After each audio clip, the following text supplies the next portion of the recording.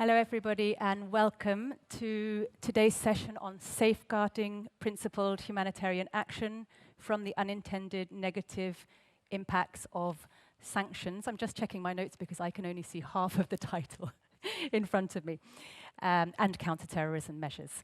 It's a great pleasure to see so many of you here today. And we have a fantastic panel who will be sharing their expertise and experiences with you. My name is Dr. Erica Moret. I'm from the Graduate Institute, where I coordinate the Sanctions and Sustainable Peace Hub, and I'm also Policy Director at a Swiss Center for Policy Engagement called PolicySync, where we run, among other things, capacity training for humanitarian actors on sanctions. I've been working on sanctions now for some 20 years, and thank you, and from a variety of different perspectives. And really in the last 10 years, I've been working on humanitarian considerations linked to sanctions, and both from an academic and a policy perspective. This has included studies on overcompliance in the supply chains of essential goods, implications for humanitarian actors, and also exploring technical and innovation-based solutions addressing financial sector de-risking and other aspects associated with contemporary sanctions practices. This has allowed me to work very closely with the European Union, with the Swiss government and many of their partners on ways in which humanitarian implications can be mitigated and minimized, stemming from some of the systemic changes to sanctions use and working through all the way to some of the more firefighting, sticking plaster solutions at the other end of the scale, which many of you will be familiar with. And we recently also launched an initiative called Advancing Humanitarianism Through Sanctions Reform, which addresses not only the recent successes in both New York and Washington in terms of humanitarian carve-outs, but seeks to go beyond this and work towards other areas of systemic sanctions reform to mitigate some of their humanitarian impacts. Now, taking a global look at contemporary sanction practices, what is clear is that we're in a very complex state of affairs today. Sanctions represent a valuable instrument in the foreign and security policy toolkits for many actors around the world, including the European Union. When combined strategically and judiciously with other policy processes, they can play a useful role at times in addressing armed conflict, human rights abuses, the proliferation of the weapons of mass destruction, and other breaches of international norms. Sophistication in their application and monitoring is growing, as are methods to ensure more effective enforcement, minimizing circumvention, and facilitating coordination across autonomous sanctions regimes. Nevertheless, the unintended humanitarian impacts of sanctions are once again back under the spotlight, some 20 years after targeted sanctions were created 2 decades ago in an attempt to minimize the humanitarian implications. And these processes were driven by the governments of Switzerland, Germany, and Sweden, following the humanitarian outcries associated with the sanctions in Iraq, Cuba, former Yugoslavia, and Haiti.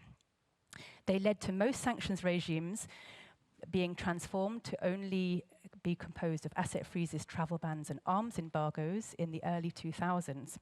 But in spite of this, we've seen a return to broader sectoral sanctions over the past 10 years across many sanctions regimes, some of which can be considered de facto comprehensive measures.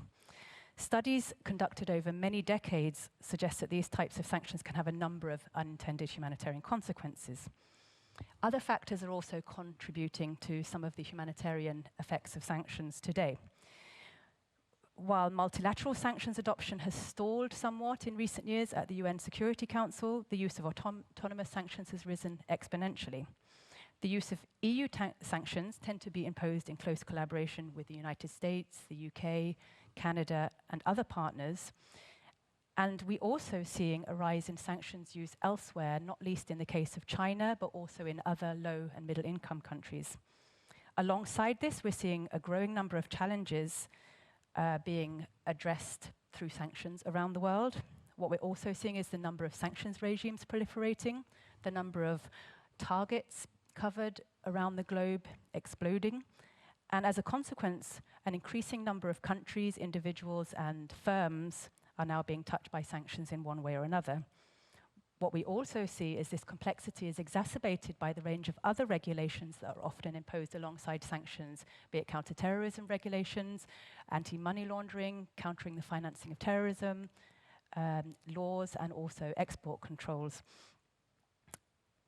We also see far-reaching impacts of sanctions through the global reach of the US finance, through regulations that apply to the US dollar, and also through extraterritorial measures implicit in some US sanctions regimes. In some, we see a rise in broad-based, multiple overlapping sanctions regimes and regulations around the world, with a current gap right now in what their cumulative impacts may be. What we know is that there are various methodological challenges associated with establishment of cause and effect between sanctions and their humanitarian impacts. We also know this is an incredibly politicized domain.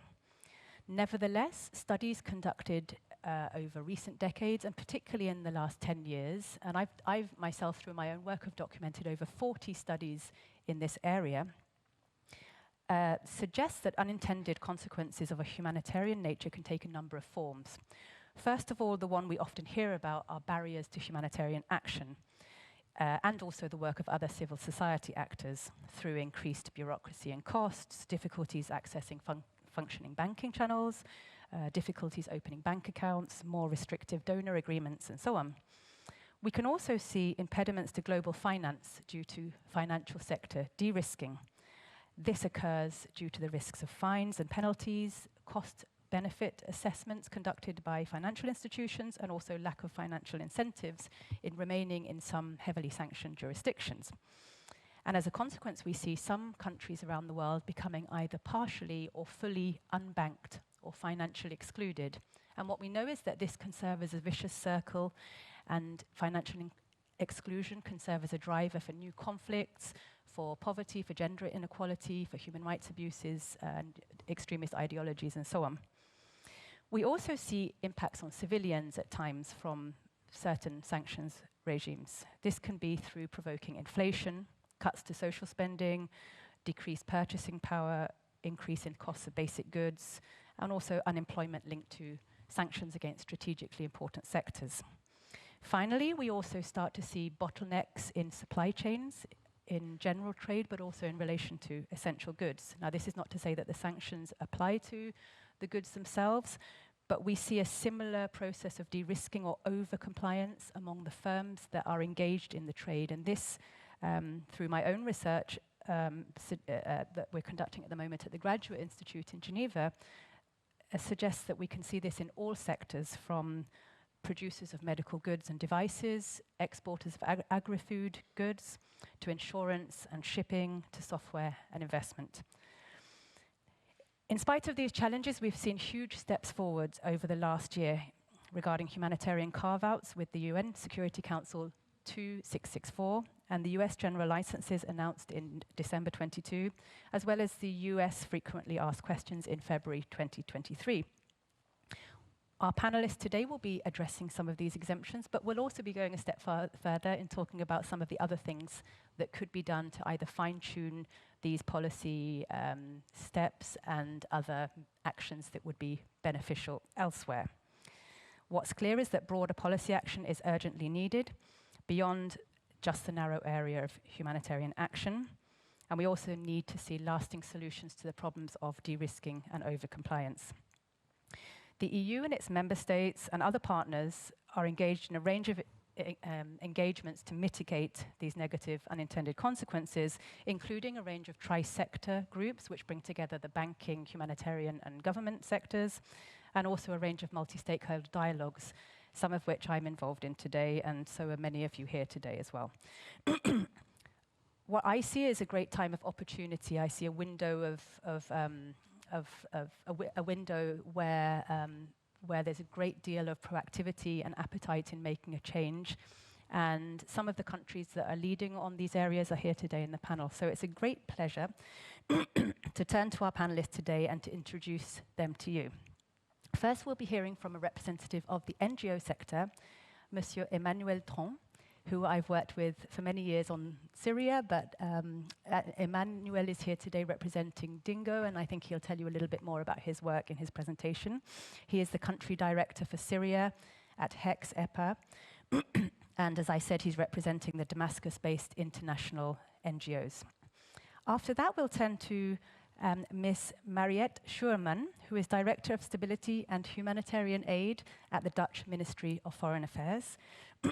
Excuse me. We'll then turn to Adela Diaconou, who is Head of Legal Group Export Controls in Legal Compliance at the Philips Group Legal, who is joining us here today from Amsterdam. After that, we will turn to Maria Juda, who is Deputy Assistant Director of Regulatory Affairs at the Office of Financial Assets Control, or OFAC, at the US Department of the Treasury. Next, we will be turning to Joanne Smith, who is the Sanctions Coordinator from the Irish Department of Foreign Affairs, joining us here today from Dublin. And I think I've gone through everybody, haven't I? Yes, that's right. We've had a few replacements. So if I may, I would like to invite Emmanuel to take the floor. Before I do, I just want to remind you that you can find the Wi-Fi connection on the screen behind me, the code. You'll also be able to see the QR code for the Slido questions, which will enable you to post questions, and including those of people online, and I'll be able to see them here on the screen. And for the speakers, just to let you know that you will have access to headsets in case you need interpretation from questions from the audience. And finally, you'll find the Twitter handles on the screen behind me as well. So if I may, over to you, Emmanuel, and we're looking forward to hearing from you from an NGO perspective. Thank you. Thank you very much, Erika. Thanks to all of you today. Actually, I will share with you the experience of Syria seen from the perspectives of the Damascus-based NGOs.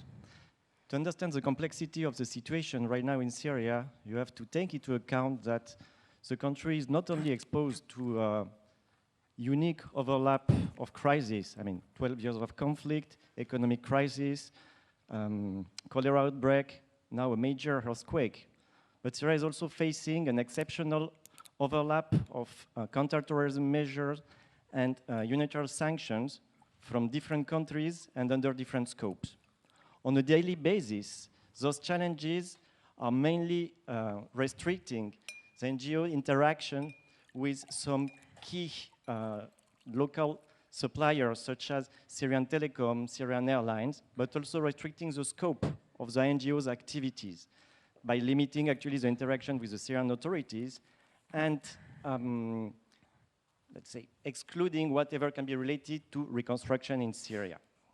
We have also to insist a lot on the impact of all what is related to the private sector over compliance, in particular from the banking sector, where, let's say, the risk appetite is quite slow at the moment to engage with Syria, which is actually generating quite complex due diligence processes, which are either delaying or even stopping banking transfers towards Syria.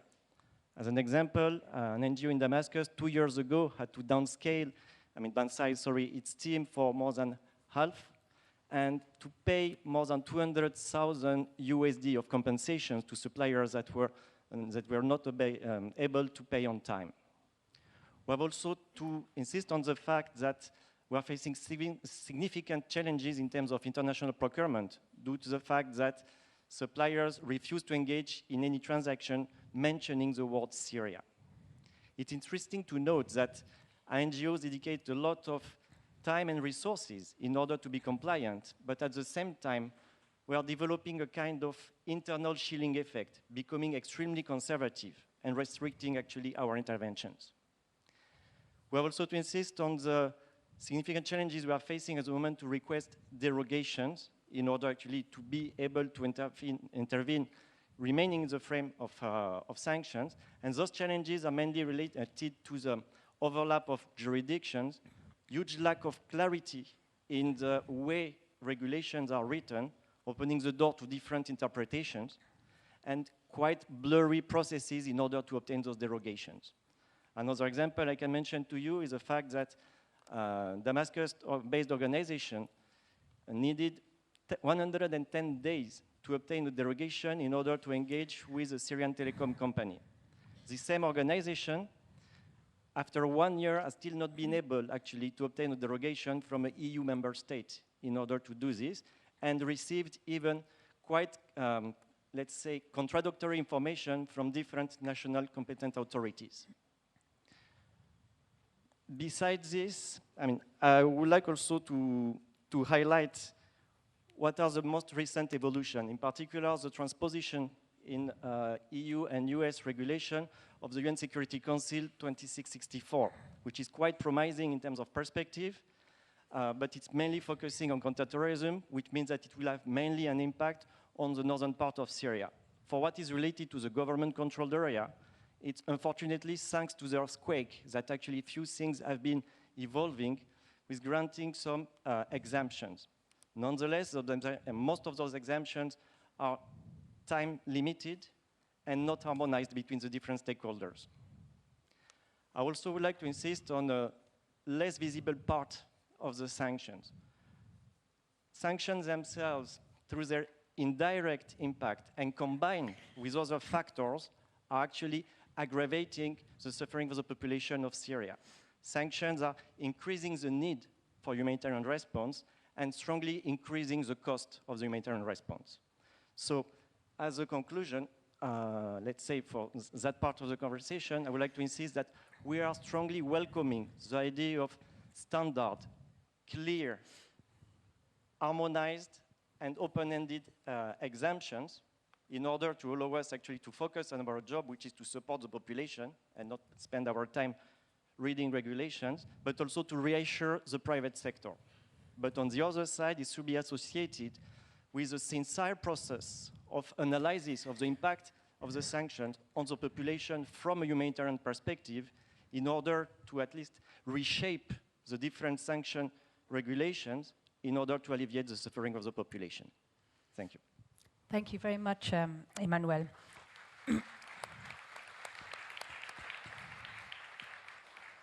I think you made a very good point that referring to the private sector and some of the difficulties you have in terms of accessing supplies and paying suppliers and so on. What I was wondering if you could expand on a little bit more is to what extent have the various humanitarian carve-outs helped your work in Syria and those of the other NGOs whose work you're familiar with? Has it, where are the areas of fine-tuning that might be required, and have you seen a notable impact? I think that when we're talking about exemptions, we can clearly say that it aims at improving the things, and more insisting on what we have seen up to now, because most of the exemptions are quite recent and difficult to appreciate. We have to see that, first of all, it's mainly the derogation system which has been failing. Meanwhile, it's quite dysfunctional for regular programming. Derogations are simply unapplicable in the case of an emergency, as it is currently the case in Syria. And somehow, I think that our colleague regulators can insist on this, the exemptions that have been provided in the frame of the earthquake are kind of tacit acknowledgement of actually the fact that derogations are not working well. The second aspect is for all what is related to the UN Security Council Resolution 2664 is the fact that the wording and the spirit of this resolution are quite innovative and bringing a lot of hope in the future for the evolution on the regulatory aspects. It's also providing a certain level of guarantees in terms of reduction of risk, in terms of liability for the humanitarian workers, so it's more than welcome. Something also extremely important, because I was criticizing a few minutes ago the exemption related to the earthquake, but actually we have an excellent example with the Swiss regulations that have been significantly amended, that are quite broader now and not time limited. Yeah, thank you. That's a very interesting point. So I think that's a great way to turn to Adela now, who will be sharing some private sector perspectives with us. Thanks, Adela. Thank you so much, and thank you, the Commission, for having the private sector actually to this discussion. By way of introduction, as Erika has introduced me, I'm head of legal for export control and sanctions. My entire career has been in sanctions, and one of my areas of responsibility and dear to my heart is actually my focus in supporting our Philips Foundation, which is a separate organization within Philips, in particular for humanitarian projects all over the world where donations, and specifically in areas where sanctions laws around the world are applicable. So I can say that as an example, in the past decades, we've had quite a few projects, and one that is dear to my heart from the past, but also sustainable in that respect, is really making sure, for example, that midwives have access to primary care for giving birth to children and women in Africa and the Middle East. So Philips Foundation has been founded on one particular belief, and I've heard these words in the plenary this morning, on the belief that innovation and collaboration can help solve some problems of this world in the toughest healthcare environment and challenges for undeserved communities, not only in crisis, but also in a more sustainable impact. So what is it about private sector and the risk appetite in relation to sanctions and humanitarian laws? Well, it shouldn't be a surprise for some of us, but maybe it is for the NGO community, that the private sector actually has a different risk appetite in terms of going into some of these areas. The UN Security Council Resolution 2664, in my opinion, is a very good start, but it does not always create the right balanced level of legal certainty, as we just heard from Emmanuel, especially not for the private sector. And I'm sitting here as a private sector representative, but also a representative of a company that is making medical equipment and is, of course, in the commercial activities of that. So export control and sanctions and compliance to that, it plays a critical role when we talk in this context of humanitarian aspect to it. So again, let's not forget that the regulators are really not very forgiving with the private sector when it comes to compliance. It is a fact. And in that context, as a result, a lot of private sector's stakeholders are just not there to play. They just don't dare to play, and they don't get involved. So just as a matter of example, and some of you may appreciate this, as a medical device manufacturer, we believe we have a duty of care around the world for the quality of our devices, but also throughout the use and the lifespan of that device. And with that duty of care, it's not just the donation, just give me the medical device and we'll figure it out. It's really a commitment as a medical device manufacturer, sometimes from 10, 15 to 20 years from the moment of that original donation. And what type of commitment we're talking about? We're really talking about the commitment as a company to that nurse, to that doctor that uses that medical device, to have that medical device properly functioning and not in the middle of a procedure failing to function because it has not been maintained properly or because it does not have the high level of service, because sanctions does not allow some of those things from happening. So at Philips, actually, we do talk in this context, and with the Philips Foundation, we talk about what we've heard this morning a lot, and the title of the session is about principled humanitarian support. But sanctions are not easy to navigate, and we have just heard. Not only because they're not easy to navigate and the risk appetite, but the language that is used in sanctions, they talk a lot about humanitarian aid and humanitarian organizations. But principled humanitarian support also goes through innovation and development. And companies and private sector have a role to play in that, but we do not find ourselves to have that clarity of law at times.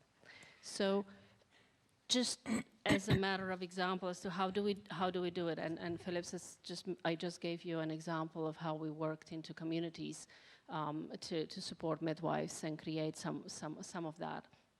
Some of these projects really start with the fact that we have a strong compliance program. But it also means that we have created what I like to call a kind of an ecosystem, both internally within the company, as well as externally with local partners and government officials.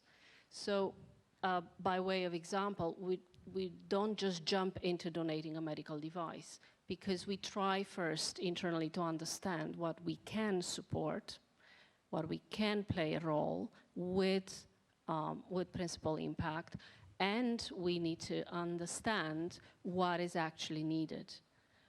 We invest a lot in training for the use of our equipment. We try to commit for a long term of the use and maintenance of our equipment, not just that donation. And we collaborate with people on the ground that actually have that sustainable hands-on approach to the entire problem.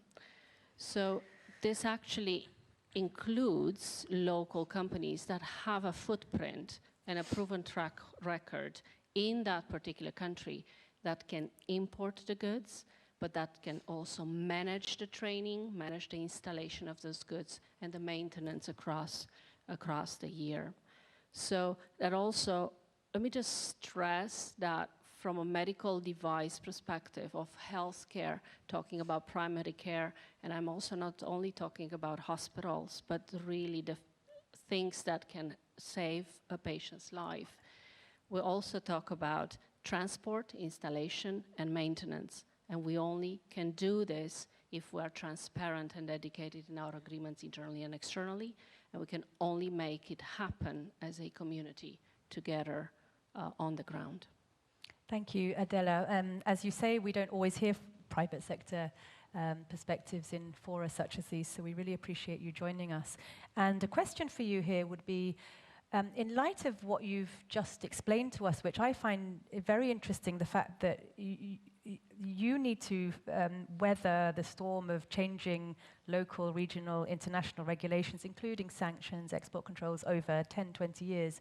So in your view, and we don't have very long, but if you could provide a little bit more thoughts on what do you see as is still needed from your perspective in terms of the exemptions or other policy action?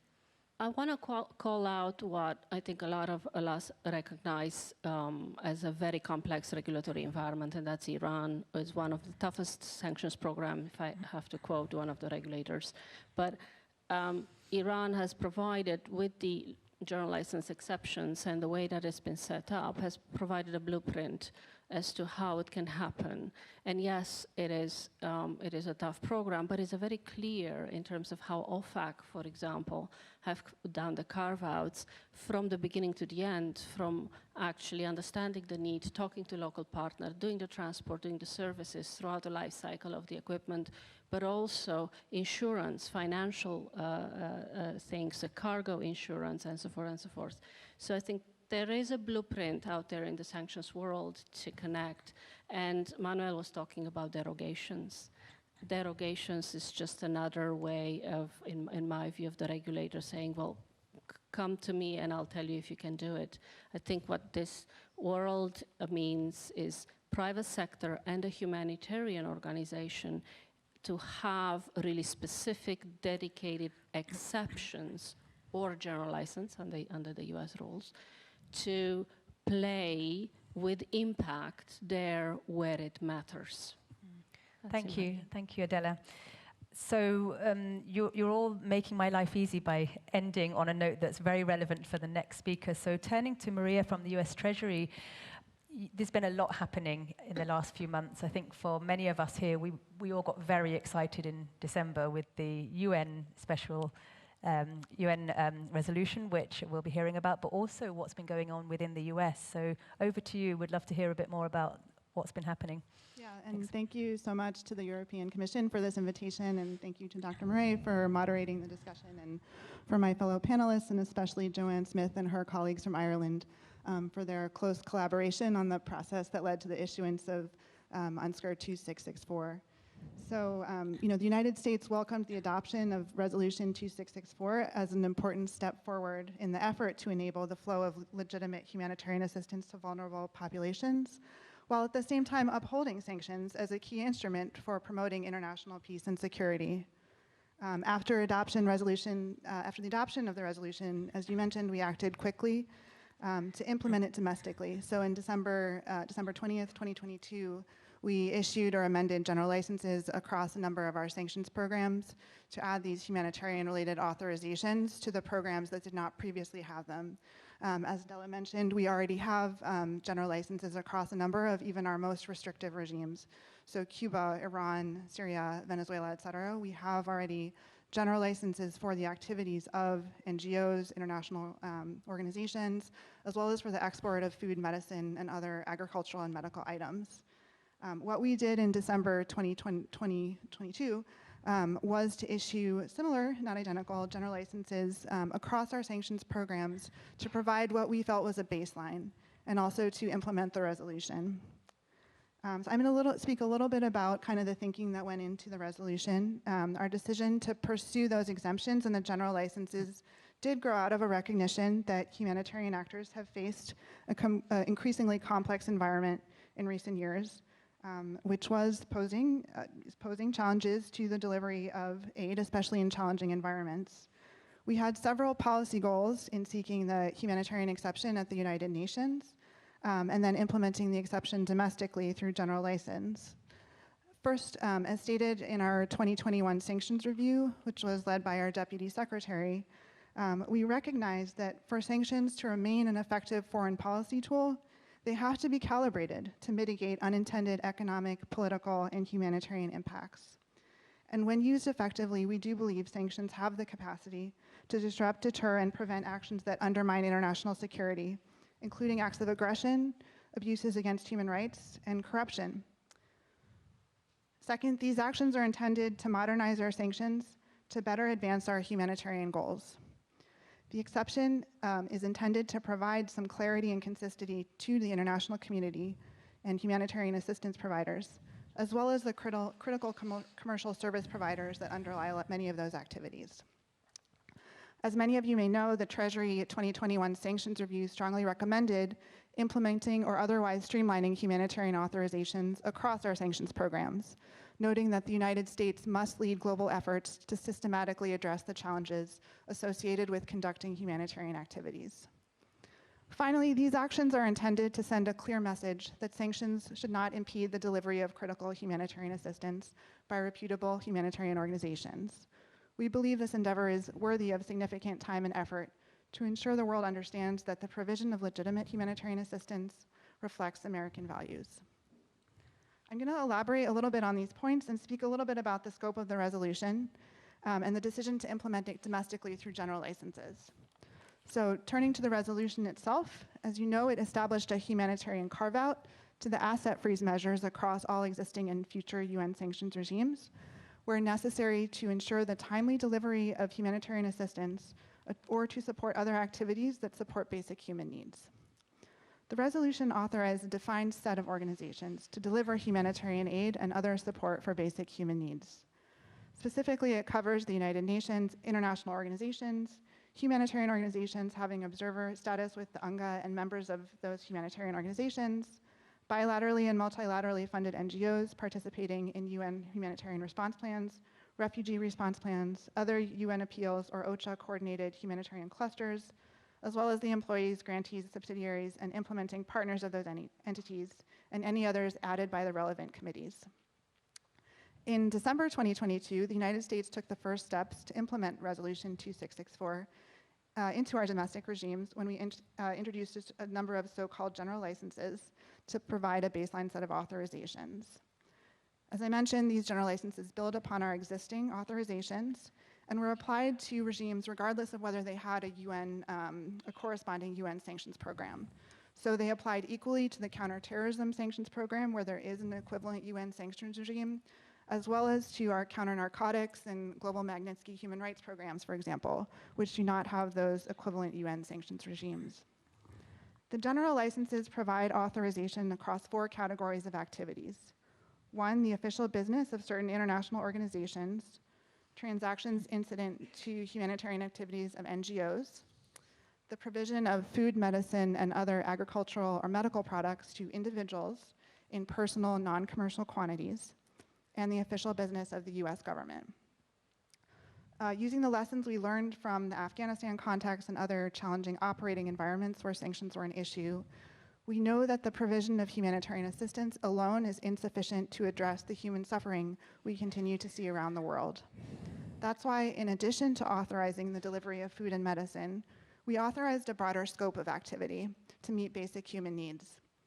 This included disaster, drought, and flood relief, health services, activities to support democracy-building human rights and government accountability, activities to support education, including combating illiteracy, activities to support non-commercial development, including those related to health, food security, water, and sanitation, activities to support environmental and natural resource protection and the remediation of pollution or other environmental damage, and finally, activities in support of peace-building, conflict prevention, conflict resolution, and programming on disarmament, demobilization, and reintegration, so-called DDR projects. These authorizations were informed by our engagements and consultations with humanitarian actors and other stakeholders, which ultimately shaped how we approached the development of the resolution and general licenses. They were also the result of long and spirited discussions within the US government, and the text was negotiated at length across the US national security apparatus. The language of the general licenses reflects a balance between authorizing legitimate humanitarian aid and denying resources to sanctioned persons. For example, the NGO general license excludes funds transfers initiated or processed with knowledge or reason to know that the intended beneficiary is a blocked person, other than for the payment of taxes, fees, import duties, or permits, licenses, or public utility services. While the adoption of the resolution and the implementation of the general licenses across many of our autonomous programs represents a major step forward, we know the United States must continue to do more to address the issues faced by the humanitarian community. In particular, we understand that nonprofit organizations operating in high-risk jurisdictions continue to face broad de-risking by financial institutions and other impediments to humanitarian assistance. I can assure you that Treasury is at the forefront of initiatives to address de-risking. We are committed to working with you to facilitate humanitarian organizations' access to financial services. The Treasury Department is finalizing a de-risking strategy, which we plan to release shortly. Treasury is also working with partners across the government, including with the federal banking agencies, to ensure that examiners and other regulators are aware of the goals and strategic intent of these regulatory changes, and that we're collectively taking steps to address impediments to provide financial services to humanitarian actors and underserved populations. Going forward, where possible and appropriate, Treasury will look to ensure that exceptions to support the flow of legitimate humanitarian goods and assistance are implemented, and to provide clear guidance at the outset when sanctions authorities are created and implemented. With our partners at USAID and state, we will continue to review our existing authorities to consider the unintended consequences of our current sanctions regimes. Additionally, the United States welcomes the recent steps to implement Resolution 2664 by our European and UK partners. We also encourage their continued efforts to implement humanitarian authorizations broadly across mixed and autonomous programs. Finally, congratulations to everyone joining us today. The advocacy of you and your thought leadership reflected both in the room and on this panel. It was critical to the successful adoption of the resolution. The decision to pursue broad exceptions at the United Nations responded to our previous engagements and consultations with the humanitarian community and other stakeholders. As a result of those engagements, we believe that the groundbreaking resolution and exceptions cover a majority of the activities in which the humanitarian community is engaged. On behalf of the Treasury Department, I want to thank those organizations and each of you here for the important work your organizations do. Thank you. Thank you very much, Maria. And I think what you've described, well, somebody was, yeah, I think it deserves a clap. I think we will definitely think of 2022 as a turning point when it comes to sanctions. Thanks to the work of the US and Ireland and others, particularly those in the humanitarian community. A very quick question, if I may, is some people, of course, when we're thinking about exemptions more broadly, one of the big concerns has been the risk of circumvention. So could you talk a little bit about, well, first of all, do you foresee any monitoring reporting with regard to the exemptions, but also how will concerns over the mitigation of circumvention through these routes be executed? Yeah. So I think it's important to note that UNSCR 2664 does provide for some reporting to identify potential diversion. In the United States, we'll build on the existing US government reporting requirements to help us identify and address potential diversion and track payments to listed actors. We already hold our implementing partners to the highest of standards of due diligence and risk mitigation, which are already part of our standard award agreements.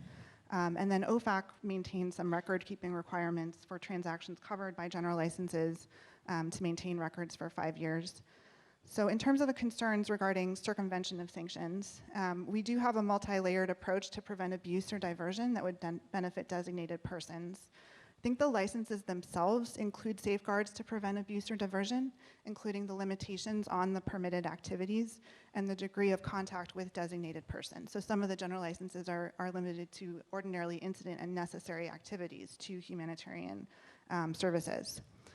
If needed, we retain other existing tools to prevent abuse, including new designations for charities that we see are potentially fronts for designated actors, enforcement measures, diplomatic engagement, and engagement with our humanitarian partners. The United States already has numerous authorizations that facilitate the provision of humanitarian assistance across many of our most restrictive programs. And generally, we have not seen significant diversion of humanitarian aid in those jurisdictions that would raise concerns about the risk of abuse under these new general licenses. But that said, we will continue to monitor and recognize there's no way to completely eliminate the risk of abuse, regardless of what authorization's in place. We'll continue to assess the impact of these general licenses, and if we see abuse, we believe we have the tools to respond appropriately. Thank you very much, Maria. If we could turn now to Joanne, who's joining us from Ireland, it would be really interesting to hear from you as well in terms of what was it that drove Ireland to act as a co-pen holder on the resolution, and some more thoughts on what went on behind the scenes would be very interesting. Thanks, Erica, and thank you for the invitation to be here this afternoon. I'm delighted to be part of such an important and interesting conversation. Protection of humanitarian space has been a long-term priority for Ireland, and as a member of the UN Security Council from 2021 to 22, it was an overarching priority in the context of our engagement on UN sanction regimes. You'll all probably be familiar with these figures, but nonetheless, they merit repeating. The UN assesses that over 300 million people will require humanitarian aid in the next year to survive. And almost 1/3 of these people live in the 14 countries subject to UN sanctions. And Erica, you outlined very well at the beginning the work that has been undertaken for the past decade in the humanitarian community, civil society, and the attention that people have drawn to the inadvertent consequences of sanctions. And the focus that has been in particular on the area of asset freezes, and how these were hampering the delivery of humanitarian aid in already very challenging environments. And we heard again this afternoon from Emmanuel how organisations are often facing a chilling effect linked to overcompliance with sanctions. And so this was an area that Ireland had long recognised was an issue that needed to be addressed. And we knew in our role as chair of the Somalia Sanctions Committee while we were on the Security Council that there was a solution of sorts there. The humanitarian carve-out in the 751 sanctions regime was regarded as best practice to protect humanitarian space in sanctioned environments. This carve-out, as many of you will know, had been agreed in 2010 when famine was looming over Somalia, and there was recognition that humanitarian activities had been impeded by the sanctions regime. However, beyond such a context, the political will to explore a broader cross-cutting exemption wasn't there for over the following decade, nor when Ireland joined the Security Council in January 2021. And so for Ireland, while a broad humanitarian carve-out was our ultimate goal prior to joining the Council, such a policy was regarded as politically unachievable, and Erica will testament to some of that. So initially, Ireland focused really on where we could move the dial by advocating for humanitarian language and references to IHL during negotiations for mandate renewals. And at this point, I should acknowledge, as other colleagues have done, the the tremendous work of civil society and academics and humanitarian organisations in contributing to these discussions. Ireland has always called for the Security Council to listen to the voices of humanitarian actors and civilian populations. It's important and it's the right thing to do. And so over the course of 2021, we started to see things moving. IHL and humanitarian language was successfully included in the context of DRC, CAR, Mali, and the 1267 ISIL al-Qaeda sanctions regimes. And of course, many of you, I wonder, will maybe agree with me, but while the new language was very welcome, it wasn't enough to address concerns raised by humanitarian organisations. Something more concrete was needed to counter the negative effect of UN sanctions on their work.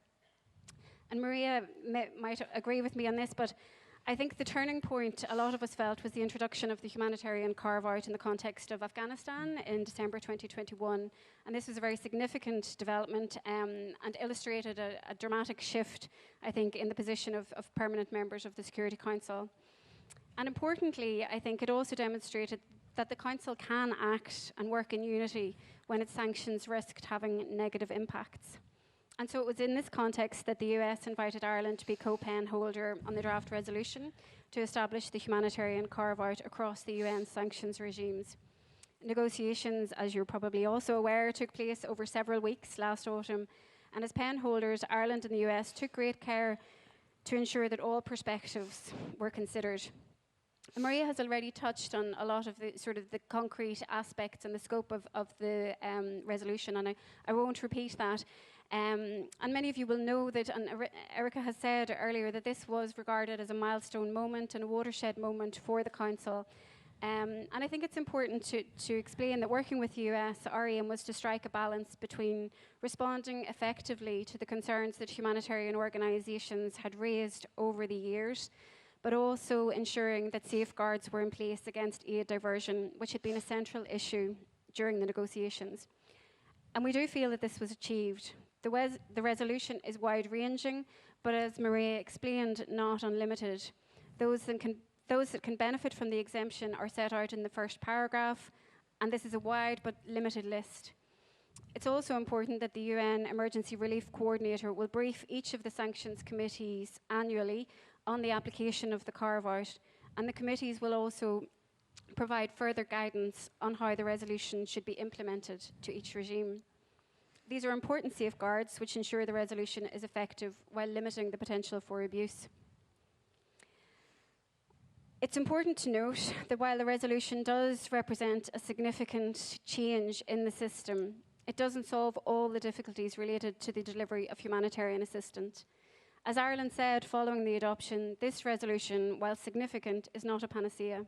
It needs to be implemented, and this takes time. Humanitarian organisations have been clear that implementation of the resolution is vital. Ireland also shares the view that the full benefit of the carve-out will only truly take effect once it has been transposed, not just for UN sanctions regimes, but also for autonomous sanctions regimes. And in this regard, Ireland applauds the US swift implementation announced last December. As an EU member state, Ireland is actively supporting implementation in the EU sanctions context, where there is a legal obligation to transpose the resolution to UN sanctions regimes at the EU level. From our experience, this issue is being treated as a priority by both member states and EU institutions. The importance of what was agreed in New York is widely recognised, and member states are engaging seriously on the detail. On February the 14th, as many of you are probably also aware, the EU adopted omnibus legislation transposing Resolution 2664 into European law for 6 UN sanctions regimes. Attention has now turned to implementation for the mixed UN-EU regimes, and we hope that this can be completed as soon as possible. Ireland also strongly supports the harmonisation of the carve-out for EU autonomous regimes. We expect the Council to consider the application of the resolution to these regimes on a case-by-case basis as part of the annual reviews. This has already, as you mentioned, Emmanuel, happened for the Syria sanctions regimes, where discussions were accelerated in light of the earthquake and led to the agreement on February 23rd of a 6-month application of the carve-out. Consistency is a key priority for us in this process. We are working to ensure that the scope and language remains the same whenever the resolution is applied. And as this process continues, it will remain extremely important to have feedback from NGOs and humanitarian operators. Thank you very much, Joanne. If you don't mind, because you've actually answered the question I was going to ask, do you mind if I pass on to our Dutch colleagues, and then we'll come back to you in the audience? I want to make sure we have enough time for questions from the audience as well. So without further ado, it's my great pleasure to turn to Mariette, who's joining us from Netherlands. And as you will no doubt know, the Netherlands, at least from my perspective, is one of the driving forces within the EU on many of these issues. So we're looking forward to hearing from you today. Thank you. Erica, and we're fortunately not the only one in Europe, so we have very good collaboration with Ireland and others. And I think it's important to discuss, and we discussed several times, obviously, the challenges on how do we, precisely as I said, Maria said, how do we keep support for effective sanctions? They serve a political purpose, but avoid the unintended negative impact on the people we're actually trying to serve and reach. And it's also important not only to keep this discussion and to learn actually from the experience in the field, both for the private sector and for the NGOs, but also to look for practical solutions. So I just would like to have two sort of policy changes that we, from the Dutch perspective, we're trying to push for with others. And one is indeed, to have clear and harmonized humanitarian carve-outs to all sanction regimes. So harmonized between the UN, the US, and the EU, and harmonized across the EU sanctions. And Resolution 2664 obviously is a great help, great starting point to a place to start for further harmonization. The next step then is to make sure that we implement 2664. And that we make sure that banks, as well as humanitarian organizations, are aware of what this means for them. And that's another sort of practical measure that we're working on in the Netherlands, which is that we have a round table on financial access, which discusses not only sanctions, but also anti-money laundering and counterterrorism measures. It's a platform which is actually NGO-led, which is interesting, which brings together policymakers, the Minister of Finance, the banks and the financial institutions, as well as humanitarian and development organizations.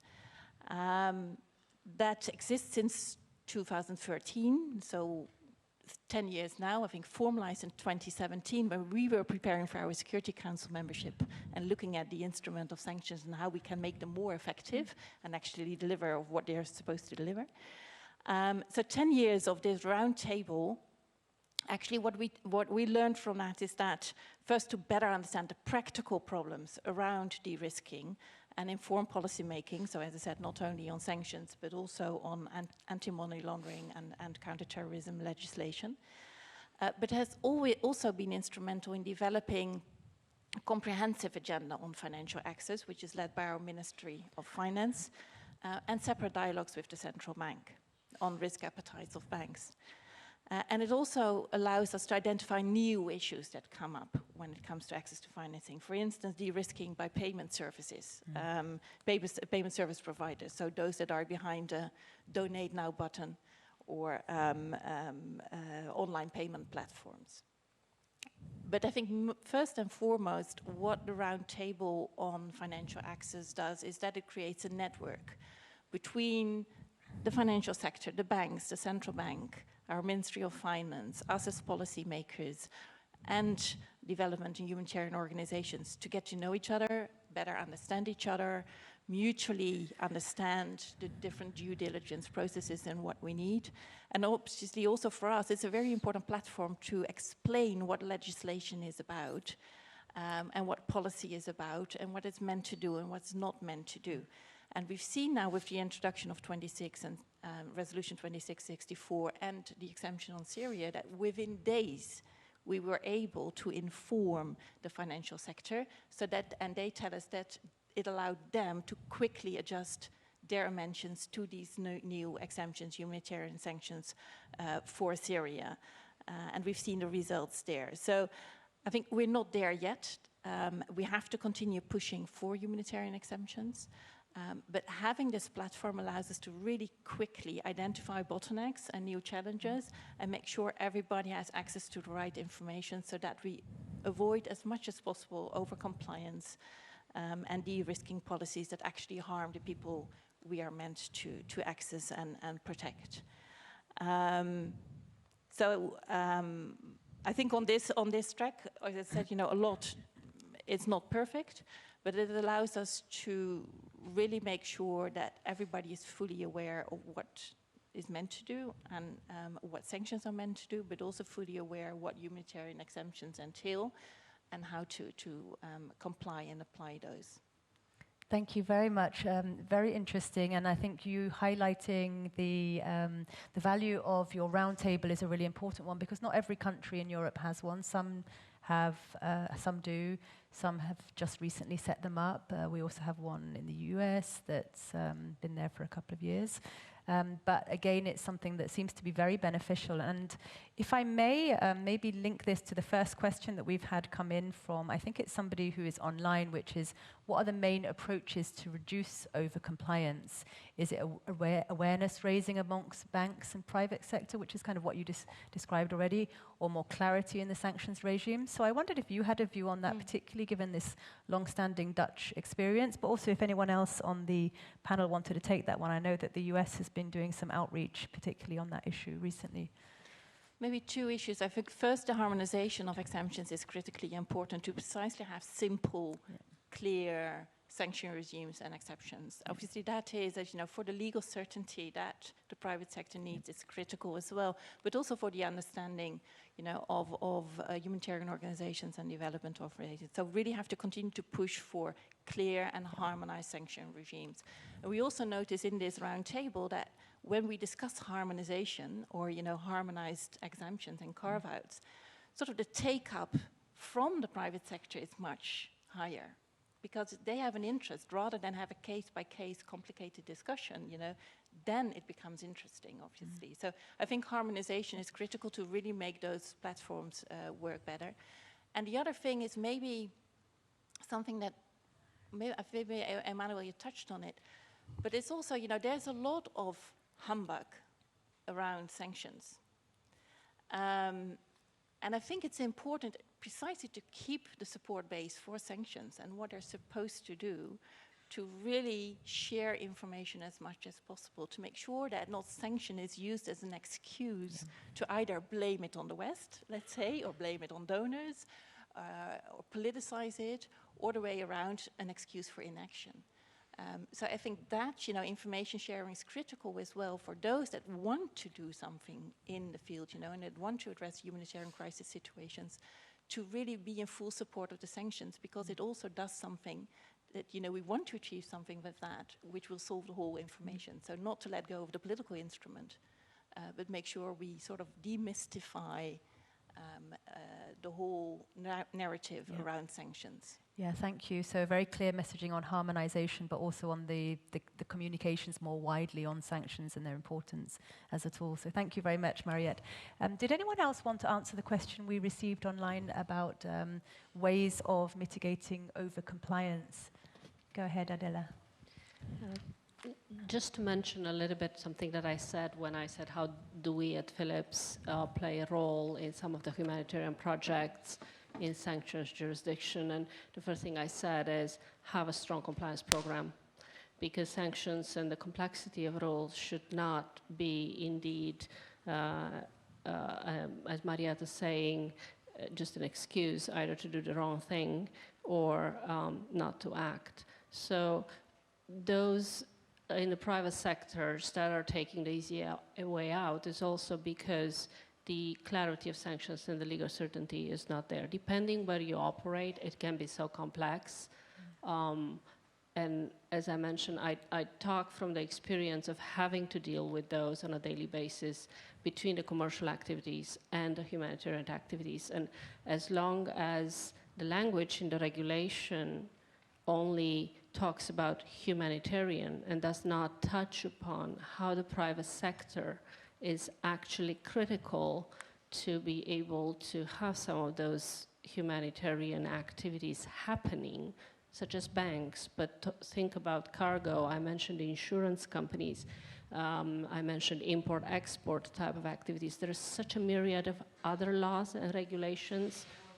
Medical device, I cannot tell you how difficult that is if you do not understand how and what a medical device can do, both harm to the patient as well as good to the patient, depending on how well the doctor is trained to use it.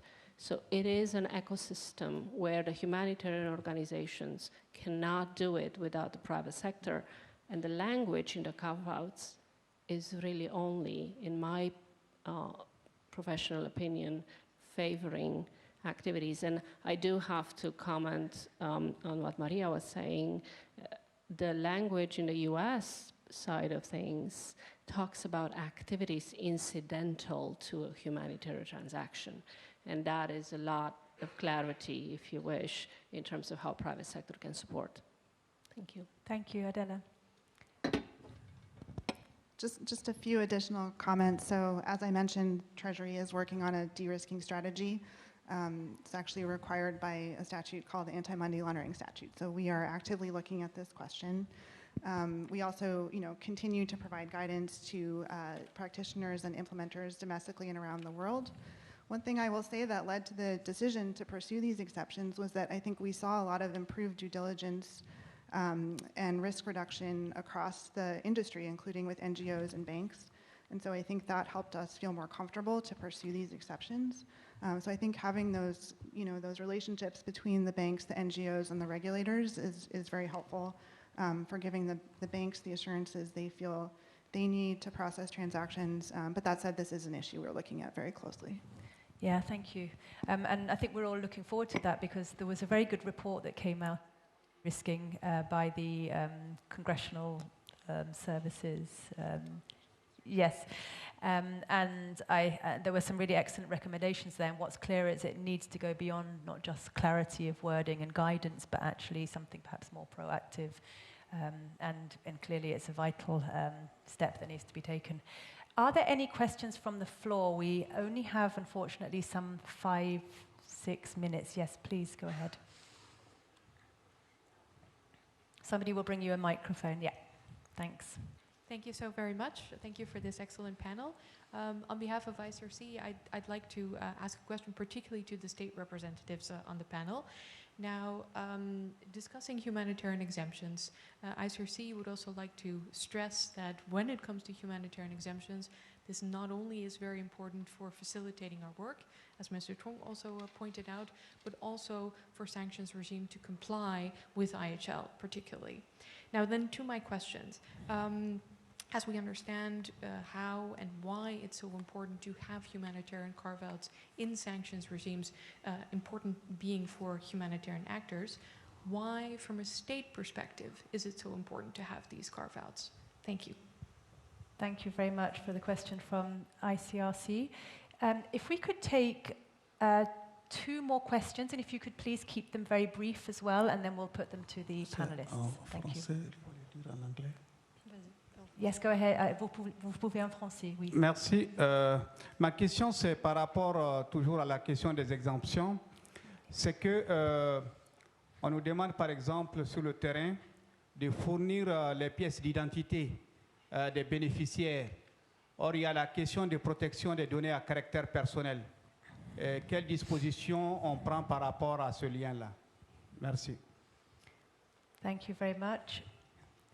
You need a translation, or everyone's saying they're requisite to provide personal information and data and the challenges associated with that. Yes, please go ahead. Hi, Nicholas Ask from Norwegian People's Aid. I had a question about the harmonization of sanctions regimes that you spoke about. And there's one marked difference in terms of the exemptions that Maria touched upon, which is the exemptions for promotion of democracy, rule of law, which you don't see anywhere in EU sanctions exemptions. And so this question is for the state representatives as well. Especially, Mariette, you mentioned development actors and humanitarian actors a lot in the same sentence. So I hope you have a more optimistic outlook on that, because that's something that I think is very important to have exemptions covering, of course, humanitarian action, but broader civil society activities as well. Thank you. Thank you very much, Nicolas. So I think we can answer those three questions now. Would you like to take the first one, as you didn't get to do your question earlier? No, thank you. To the question then on why states consider that it's important to have the carve-out, I think as I outlined at the beginning, humanitarian interventions as a whole are something that Ireland is very supportive of, and this carve-out has been important to us in terms of being able to meet the objectives of that area of work that we are supporting and contributing to on a wide scale. I think this particular resolution, Erica talked about it at the beginning, does represent something of a sea change in terms of the discourse. Not only does it strengthen the ability for humanitarian actors to deliver principled, needs-based humanitarian assistance, it also is an opportunity to change the dynamic and the dialogue around sanctions, and to allow the Security Council to focus on the role of sanctions in contributing to international peace and security. It also has been an opportunity for the Security Council to champion principled humanitarian action, and I think that also is important to recognise. Thank you very much. Thank you, Joanne. Who would like to take one of the other two questions? Yes, Emmanuel, please go ahead. Actually, I would be very pleased to answer your question regarding data collection and beneficiary screening. I think that as humanitarian organization, it's a red line that we should not cross. Vetting partners, vetting suppliers, it's part of our job. But the vetting of beneficiaries is a red line that we should not cross. Clearly, I don't think that, at least in the experience of Syria, there are a lot of beneficiaries that are on sanctioned lists, resources-wise. And that's why I think that members of the humanitarian community, we should be always extremely careful regarding this point and avoid, let's say, ceding to any kind of push from any regulatory side or donor side at the moment where actually the information we could share with them could put our beneficiaries in danger. So I fully agree with you, and it's a very, it's a key point on which all organizations all over the world should always agree. We should protect the beneficiaries. Thank you.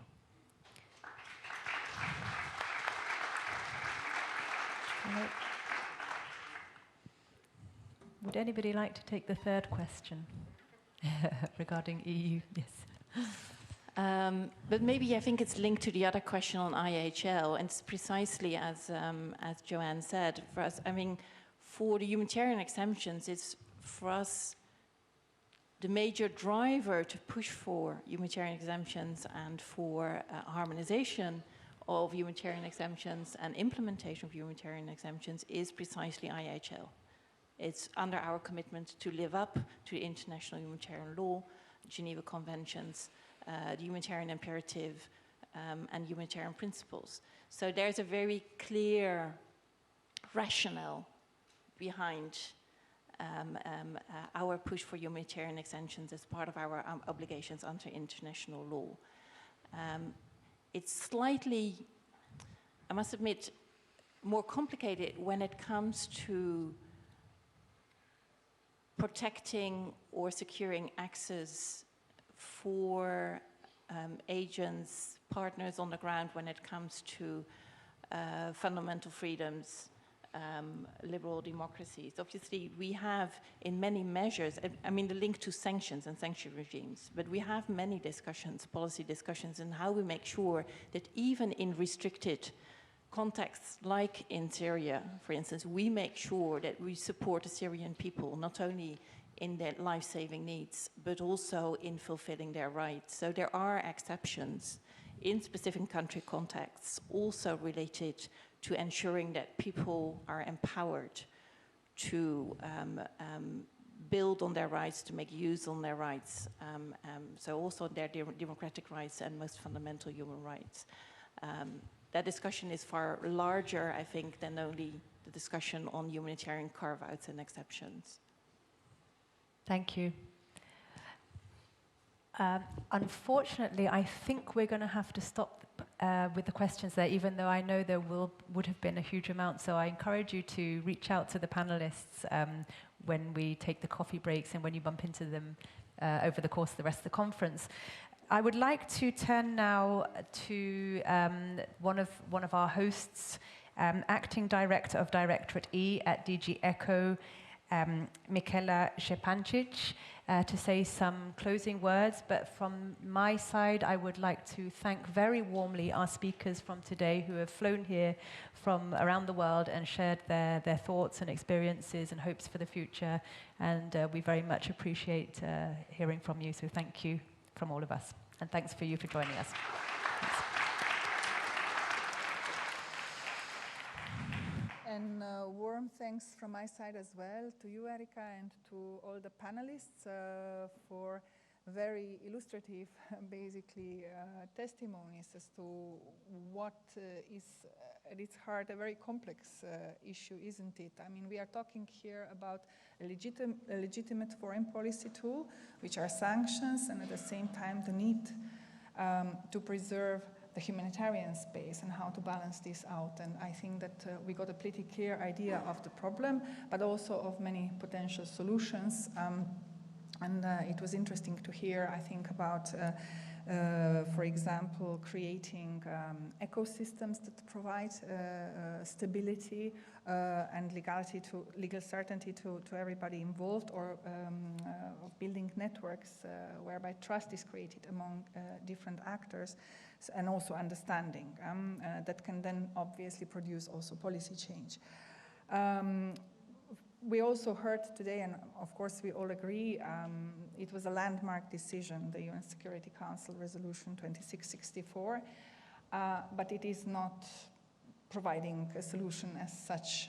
That was a great, huge step to be applauded to the champions of the resolution, to everybody who contributed.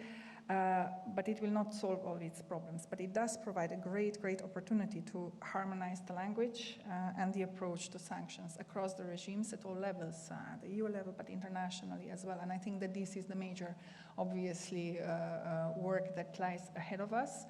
On our side, we will work forward, facilitating these discussions, which are extremely important, I think, both when we need to illustrate the challenges, but also when we need to bring forward the benefits that carve-outs bring. So I'll be calling to the community gathered around here, and on us as well, obviously, to keep discussing and bring concrete illustrative examples forward, because only this will probably create trust, understanding, and then for also solutions. So thank you very much again to everybody.